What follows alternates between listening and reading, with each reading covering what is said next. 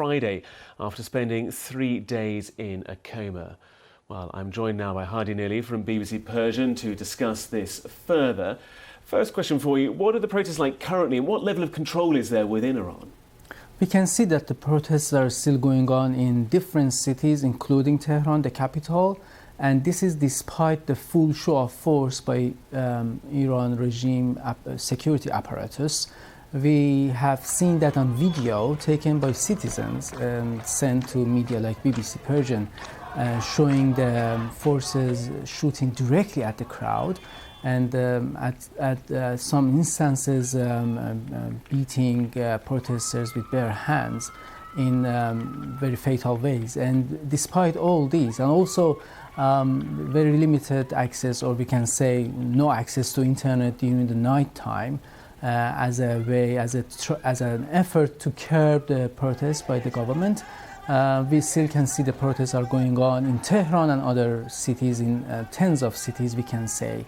And there are still chants against the top leader himself, Ali Khamenei, which is quite rare in Iran because you are not allowed to call him only by his name. You need to have a full title of him, the supreme leader of the revolution. But people are chanting against him and wishing for his death.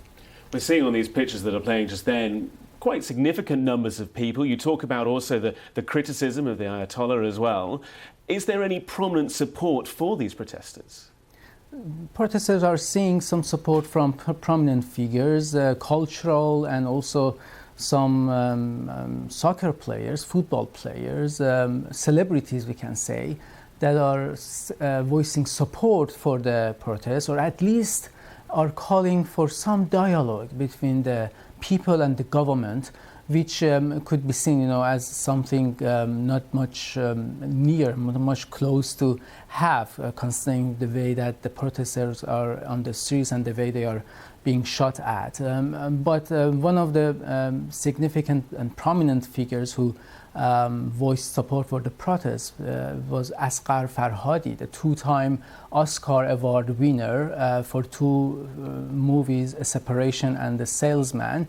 He posted on Instagram a 2-minute clip calling for solidarity from artists and intellectuals across the world. I invite all artists, filmmakers, intellectuals, civil rights activists from all over the world and all countries, everyone who believes human dignity and freedom, to stand in solidarity with the powerful and brave women and men of Iran. This is a responsibility, is a human responsibility. We saw significant protests back in 2019 in Iran. How does this compare 3 years on?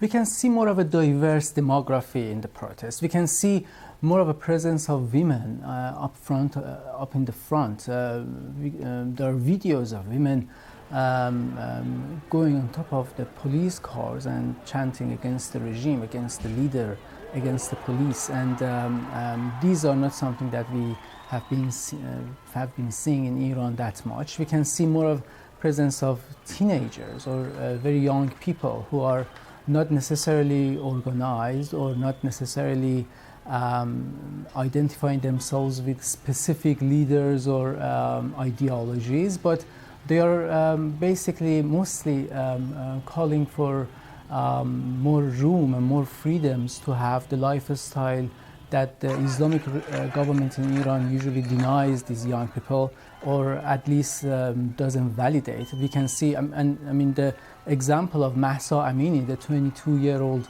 woman who died under custody after being detained for not adhering to this strict dress code, Islamic dress code, hijab, is an example to these young Iranians who are calling for more freedoms, and the way that they are voicing that is that it cannot happen under this regime.